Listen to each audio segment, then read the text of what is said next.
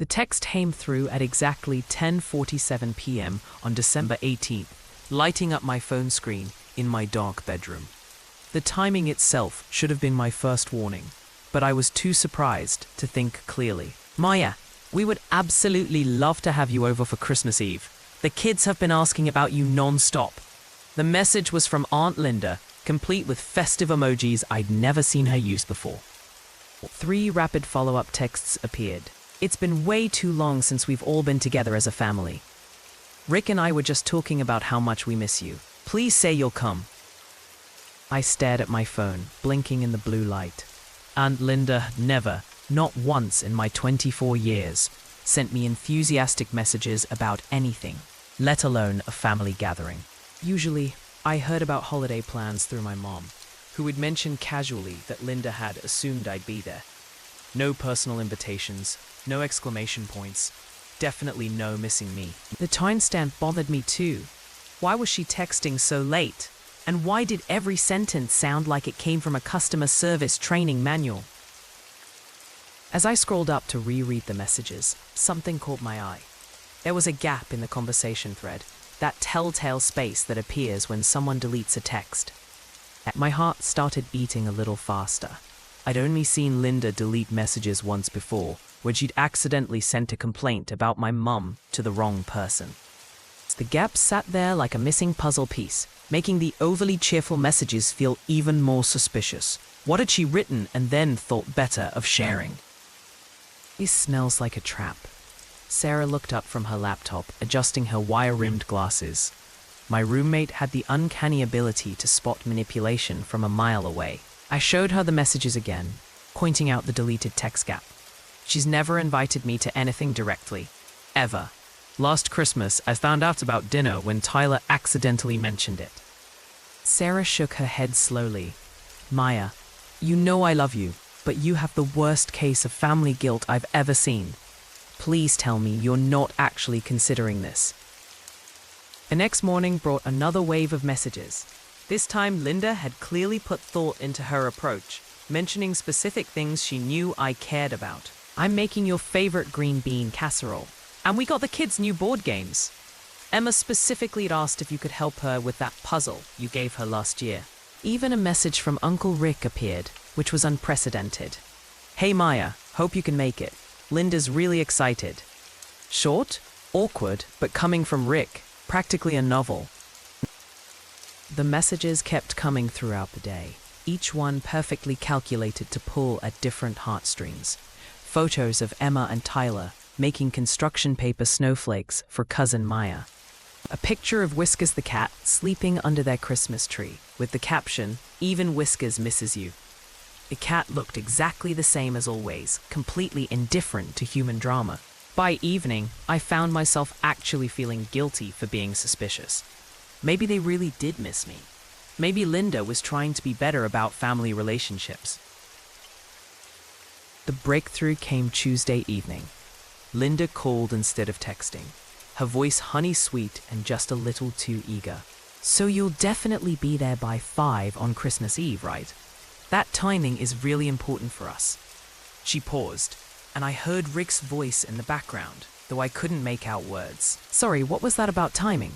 I asked, genuine curiosity creeping into my voice. The pause that followed lasted just a beat too long. Oh, you know, dinner prep and everything. Family time is so precious, don't you think? When I called my mum to ask if she'd be at Linda's Christmas Eve dinner, her response told me everything I needed to know. Oh honey, Linda specifically said it would just be you and them this year. She said they wanted some quiet family time with just their household and you. My stomach dropped. Linda had never wanted quiet anything, and she'd certainly never excluded my mum from a family gathering while including me. Did she say why she wanted me there specifically? I pressed, trying to keep my voice casual. Mum's silence stretched long enough that I knew she was putting pieces together too. You know, now that I think about it, she did ask a lot of questions about your schedule. Whether you had Christmas Eve plans, whether you'd be available all evening.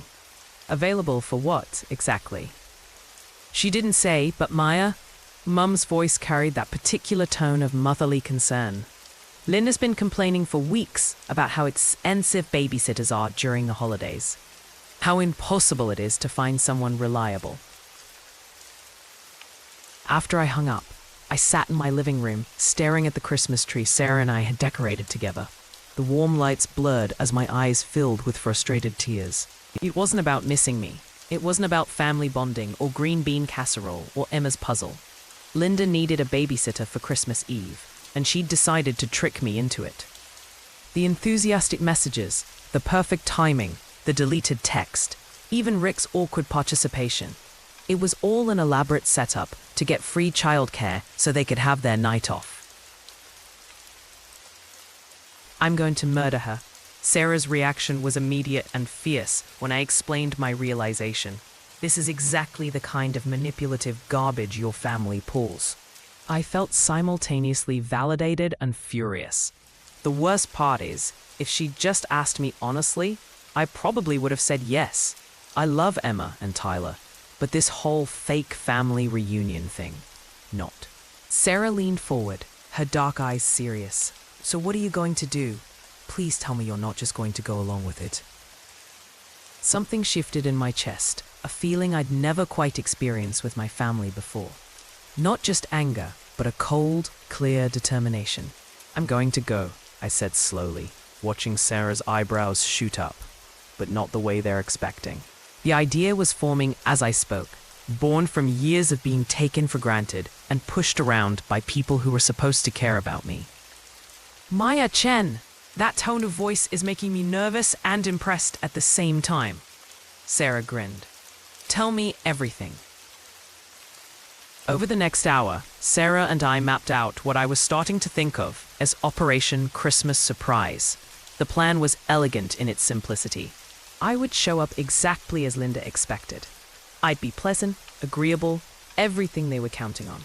I'd let them think their manipulation had worked perfectly, but I wouldn't be staying, and I wouldn't be leaving quietly. The next day, I called Linda back, putting on my most cooperative voice. I'm so excited for Christmas Eve. What time should I be there? And what should I bring? Oh, just yourself. Maybe come a little early, around 4:30. The kids always love spending extra time with you. Her relief was audible through the phone. Should I plan to stay late? I want to make sure I don't have any schedule conflicts. Well, we were hoping. I mean, if you're free, it would be wonderful to have a nice long evening together. I called my mum next, explaining my suspicions and my plan. Her response surprised me with its immediate support. It's about time someone called Linda out on this behavior. She's been taking advantage of family goodness for years.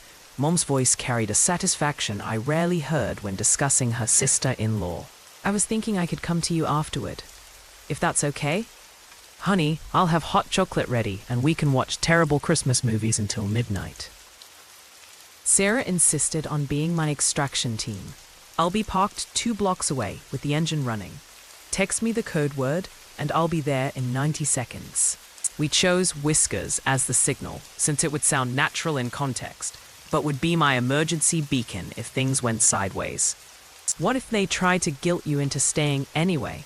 Sarah asked, ever the strategic thinker. Then I guess we'll find out how much backbone I actually have.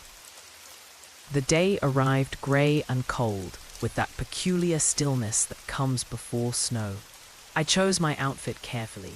Comfortable boots for a quick exit, layers I could move in, my warmest coat.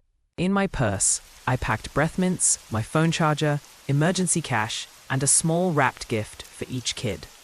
Whatever else happened, Emma and Tyler didn't deserve to be caught in the middle of adult drama. The face looking back at me in the bathroom mirror seemed steadier than usual, like I'd found some inner balance I'd been missing. Dave the Uber driver was chattier than usual, excited about his own Christmas Eve plans with his grandchildren. Family time is the best, right? Nothing like the holidays to bring everyone together. Definitely, I agreed, watching familiar neighborhoods roll past the window. Though sometimes family time comes with surprises. The good kind, I hope. I smiled, thinking about the surprise I was about to deliver. I think it'll be educational for everyone involved. Linda's house looked exactly like a Christmas card, complete with twinkling lights and a wreath that probably cost more than my monthly grocery budget. Through the front window, I could see the tree surrounded by perfectly wrapped presents. I took a deep breath, squared my shoulders, and rang the doorbell. The sound of running feet and excited voices came from inside. "Maya! Maya's here!" Emma's voice rang out, followed by Tyler's deeper shout of excitement. Linda opened the door wearing a dress I'd never seen before, her makeup more carefully done than usual. "Maya! Oh, we're so happy you're here." Her hug felt performative, but Emma and Tyler's enthusiasm was completely genuine. They dragged me toward the living room, chattering about their Christmas preparations and asking if I'd brought any surprise games. Rick emerged from the kitchen, also dressed up, looking uncomfortable in a button-down shirt that was clearly not his daily preference. "You both look nice," I commented, settling onto the couch between the kids. "Special Christmas Eve outfits?" Linda and Rick exchanged a quick glance. "Oh, you know how it is. The holidays make you want to dress up a little." She smoothed her skirt nervously. Tyler climbed into my lap, sticky fingers immediately finding my sweater. "Mummy and Daddy said you might play games with us tonight while they go out for a little while." The words hung in the air like a confession.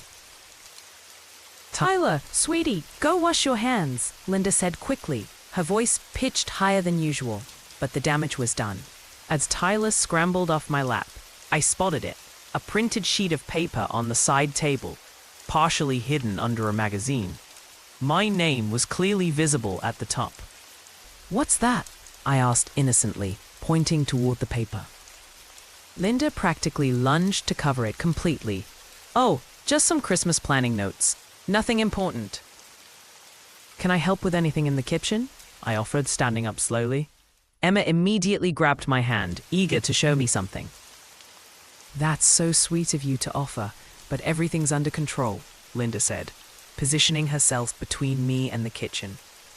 "Why don't you just relax and spend time with the kids?" Through the doorway, I could see 2 wine glasses on the counter and what looked like restaurant reservation confirmations stuck to the refrigerator with magnets. Emma, blissfully unaware of adult subterfuge, continued Tyler's accidental truth-telling. "Mummy said you're going to have a sleepover with us tonight. We get to stay up late, and you're going to make us snacks and watch movies." "A sleepover?" I looked at Linda with raised eyebrows. "That sounds fun. What time were you thinking?" "Well, we thought maybe you could hang out with them for a few hours while Rick and I step out briefly. Nothing major." Briefly was doing a lot of work in that sentence. While Linda went upstairs to check on something, I heard Rick on the phone in the kitchen, his voice carrying farther than he realized. "Yeah, we'll be there by 7. Maya just arrived, so we should be able to leave right on schedule." A pause. "No, she doesn't know it's going to be all night." Linda handled the invitation. All night. The words hit me like cold water. When Linda returned, I was helping Emma with a coloring book, my face carefully neutral. "Rick seems to be coordinating something on the phone," I mentioned casually. "Oh, just some last-minute Christmas stuff. You know how it is." She sat down across from me, but her posture was tense, watchful. Tyler had found a deck of cards and was attempting to shuffle them with predictably chaotic results. "Maya, will you teach me that game you showed me last time?" "Of course, buddy. I love spending time with you guys." "See, this is exactly what I was talking about," Linda said, her voice taking on that familiar emotional manipulation tone. "You're so good with them. They don't get enough quality adult attention." She leaned forward conspiratorially. "Rick and I have been so stressed lately. We never get a chance to reconnect as a couple. The holidays are supposed to be about family, but sometimes parents need a little break too, you know?" I nodded sympathetically while internally cataloging every word for later use. "Where were you thinking of going?" I asked, still focused on helping Tyler with his card shuffling. "Somewhere nice, I hope. You both deserve a good time." Linda's relief was visible. She thought I was buying into the narrative. "Just dinner and maybe a movie. Nothing too exciting. We'll probably be back by 11 or so." Rick's phone conversation had mentioned being there by 7 and staying all night. Her lies were getting more elaborate by the minute. Emma, helpful as always, decided to show me her Christmas Eve itinerary. "Look, Maya, Mummy made a special schedule for tonight." Before Linda could stop her, Emma had retrieved the paper from under the magazine. There it was, in black and white. Maya's evening with Emma and Tyler. Christmas Eve schedule. 7 p.m. Dinner. Leftovers in fridge. 8 p.m. Bath time for both kids. 9 o'clock p.m. Christmas movie and popcorn. 10:30 p.m. Bedtime routine. 11 p.m. Kids in bed. Maya can relax. At the bottom of the schedule, in Linda's handwriting, was the note that confirmed everything. "Maya, we'll be back late. Don't wait up. Thank you so much for this. L&R." The evidence was literally in my hands. A printed babysitting schedule with my name on it, planning out my entire evening, created without my knowledge or consent. Linda's face had gone pale. "Emma, sweetie, that's just some notes I was making. Period." I looked up from the schedule, meeting Linda's eyes directly. "This is really detailed. When were you planning to mention that you'd arranged my entire evening?" "Maya, I can explain." Her voice had lost all its earlier artificial sweetness. Rick appeared from the kitchen, took one look at the paper in my hands and his wife's expression, and immediately understood that their plan had fallen apart. "It's not what it looks like," he said weakly. I set the schedule down carefully on the coffee table, my movements deliberate and controlled. "Actually, I think it's exactly what it looks like." Emma and Tyler sensed the shift in adult energy and moved closer to each other on the couch. Their earlier excitement replaced by uncertainty. "Kids," I said gently, "would you mind going to your rooms for just a few minutes? The grown-ups need to have a conversation." Once Emma and Tyler were upstairs, the festive living room felt smaller, tension filling every corner. The Christmas tree lights seemed less warm, more harsh. Linda tried to regain control of the narrative. "Maya, you're misunderstanding the situation. We just thought it would be nice to spend time together, and then Rick and I could have a quick date night." "Stop," I said quietly. "Just stop lying to me. I know Rick told someone on the phone that you'd be gone all night. I know you made a detailed babysitting schedule without asking me. I know the enthusiastic family invitation was fake." My voice stayed level, but I could feel years of suppressed frustration powering each word. "Most importantly, I know you think I'm too much of a pushover to call you out on any of this." Rick tried the reasonable approach. "Maya, we just really needed one night out. It's been so stressful lately, and the kids love you." "Then you should have asked me honestly. You should have said, 'Maya, could you babysit Christmas Eve so we can have a date night?' I probably would have said yes." Linda's face was flushing red. "Well, we didn't think you'd want to give up your Christmas Eve. Blank. So instead, you decided to trick me into it." "That text you deleted on the first night," I continued. "What did it say? Something about needing a night off? Something that felt too honest for the persona you were trying to create?" Linda's silence was answer enough. "You spent days building this elaborate fiction about missing me and family bonding when all you wanted was free childcare. You involved the kids in the deception. You lied to my mum." Linda switched tactics, going for the emotional jugular. "I can't believe how selfish you're being. You're family, Maya. Family helps each other. Family doesn't manipulate each other with fake invitations and elaborate lies. The kids were so excited about tonight. Are you really going to disappoint them because you're upset about some miscommunication?" Rick nodded eagerly. "They've been talking about this for days. It would break their hearts if you left now." "The kids are excited because you told them I was coming for a family Christmas, not because you told them I was their babysitter. Those are two very different things." I stood up, reaching for my purse. "And using their feelings to manipulate me into staying is exactly the kind of behavior that made this conversation necessary in the first place." Linda's mouth fell open. In 24 years, I'd never refused a family guilt trip.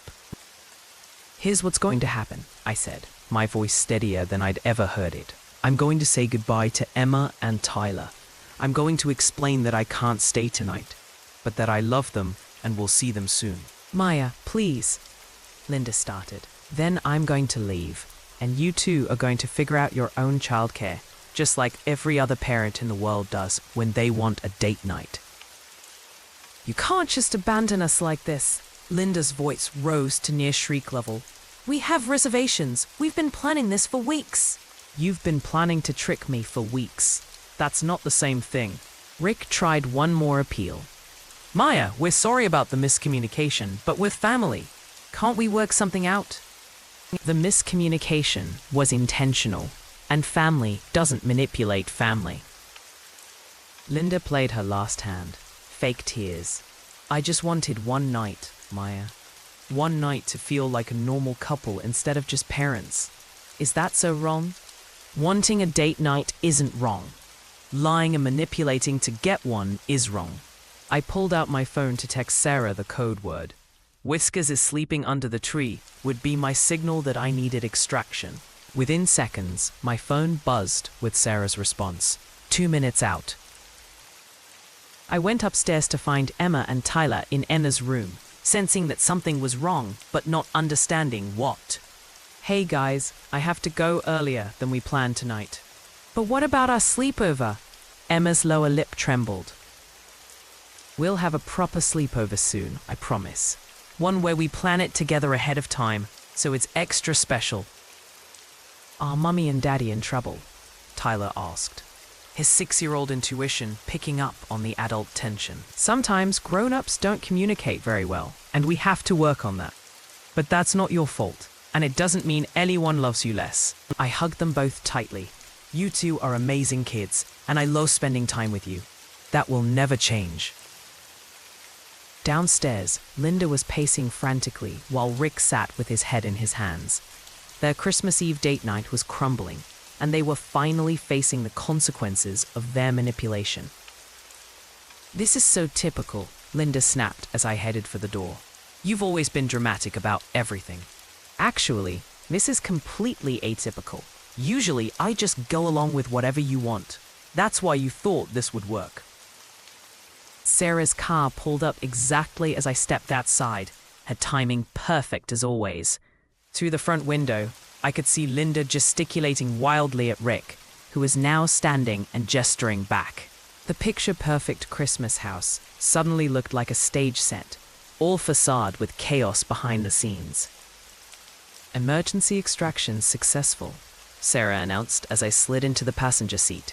How do you feel? Terrified and proud and a little nauseous, I admitted as we drove away. I can't believe I actually did that. My phone was already buzzing with texts from Linda, ranging from angry to pleading to guilt-inducing. I turned it face down without reading them all. You did the right thing, Sarah said firmly. That was some next-level manipulation they had planned. We drove to my mum's house, where she was waiting with hot chocolate as promised, and a fierce hug that told me she was proud of my stand.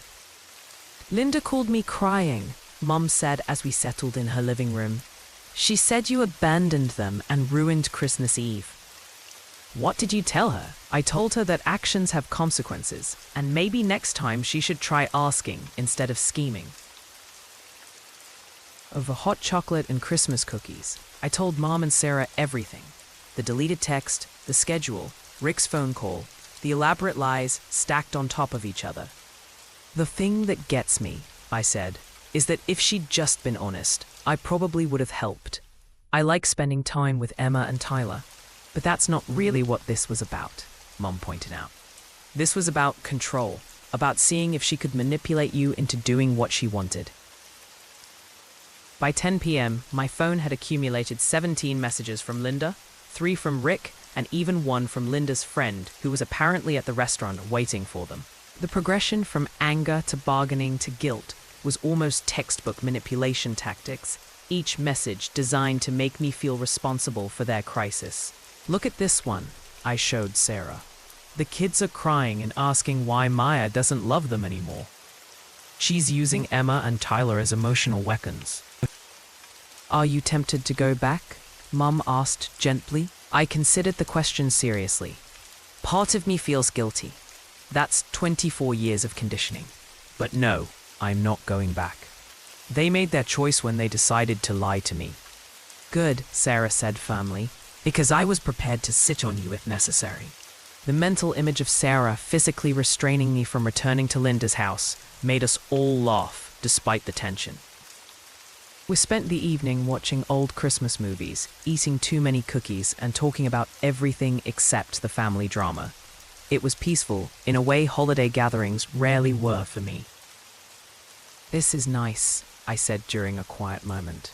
No stress, no walking on eggshells, no wondering what people really want from me. This is what holiday time should feel like, Mum agreed. Comfortable and genuine. Christmas morning brought a different tone of messages. Linda had moved from angry manipulation to sulky resentment. I hope you enjoyed ruining our Christmas Eve. The kids were devastated and we had to cancel our reservations. Thanks for showing your true colors. Rick's message was shorter, but equally blame-shifting. Really disappointed in your behavior, Maya. Family is supposed to be there for each other. I spent Christmas morning helping Mom with dinner preparations and thinking about how to respond, if at all. Sarah argued for complete radio silence, while Mom thought a single clear message might be appropriate. Finally, I crafted one response that I sent to both Linda and Rick. I'm sorry your evening didn't go as planned. Next time, try honest communication instead of manipulation. Family should be able to trust each other. Then I blocked both their numbers for the rest of the holiday weekend.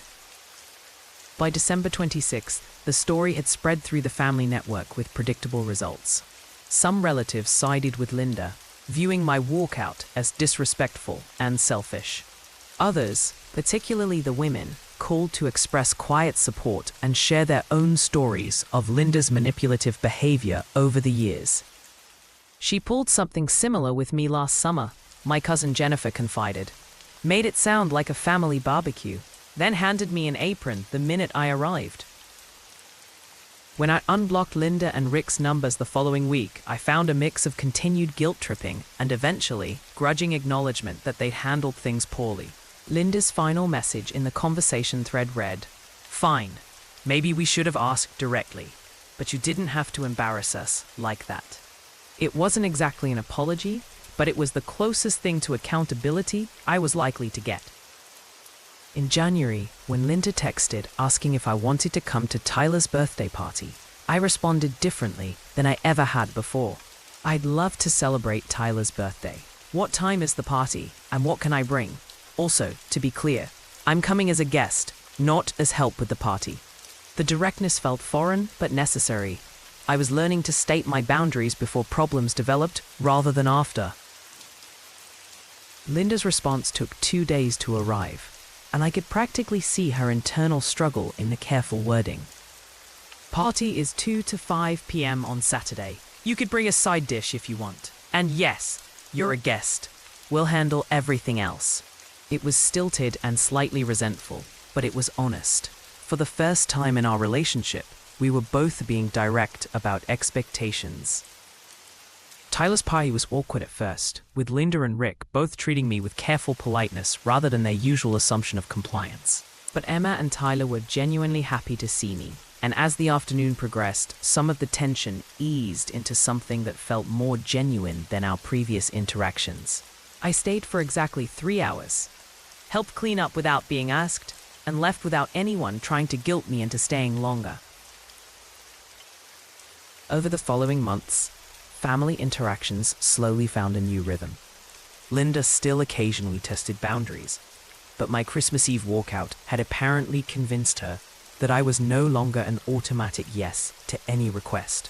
When she needed a babysitter for their anniversary dinner, she actually asked me directly, offered to pay, and accepted my no without a guilt campaign when I had other plans.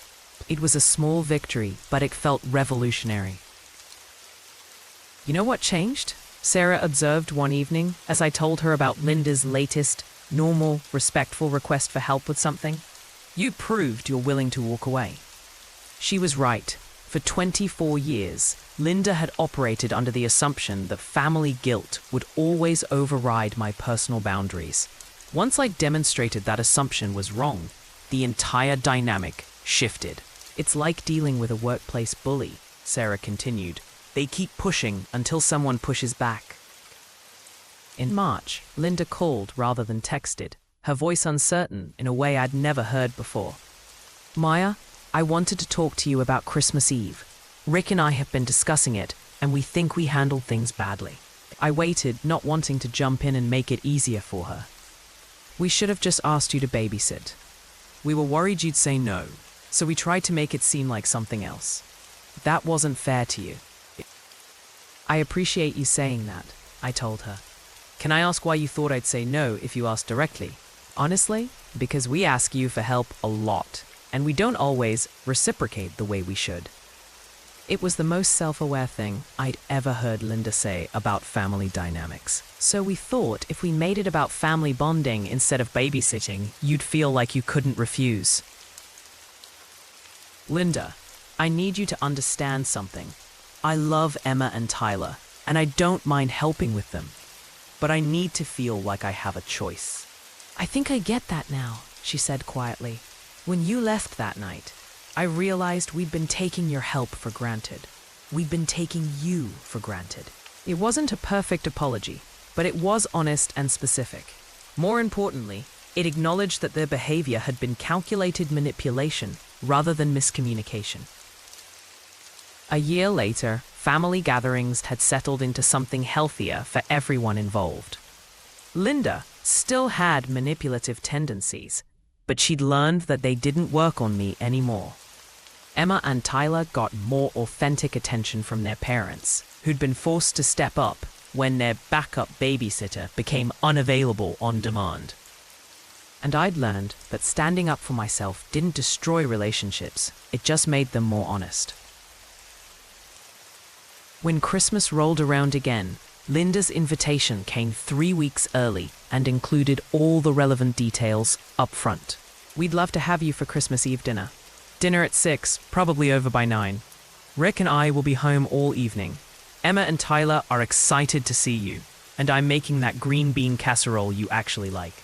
No manipulation, no hidden agendas, no deleted texts, just a straightforward family invitation. I said yes, but with a small addition. I'd love to come. I'll plan to stay until about 8:30, and I'll bring dessert. Setting a departure time in advance felt like a small insurance policy against any boundary testing that might occur. The evening was genuinely pleasant, focused on actual family time rather than hidden transactions. As I drove home that night, I thought about how much had changed since the previous Christmas Eve. The biggest difference wasn't in Linda's behavior, though that had certainly improved.